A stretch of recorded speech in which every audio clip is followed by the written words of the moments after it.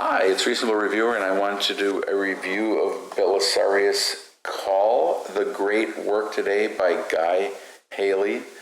This is a Warhammer 40,000 novel, and Belisarius Cawl has a very interesting place in the current mythology. The most recent set of products released had to do with the resurrection of one of the Primarchs. And the guy who was behind that, or that was most influential in having that occur, is this Belisarius Cawl, who also developed a whole new race of space marines and new technology and everything else.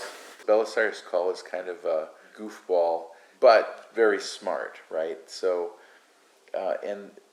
this is Guy Haley's chance of putting a lot of kind of philosophy into the book, and I really enjoyed some of his humorous asides, and it was a very fun read.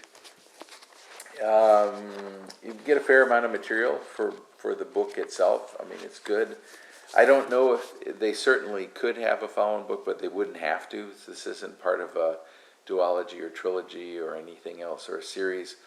It's just another book, and I have the feeling this may be the only. Well, I don't know. I guess it depends on how well it sells, right? But this book is self-contained. There's at the end of it, you don't necessarily need to read another book about Belisarius Cawl to have conclusions. Okay, so now so what do I recommend? I give it 5 stars. I recommend this book. I think it's a fun book. If you've enjoyed the Warhammer 40,000. If you've enjoyed that world setting at all, this is kind of a fun book.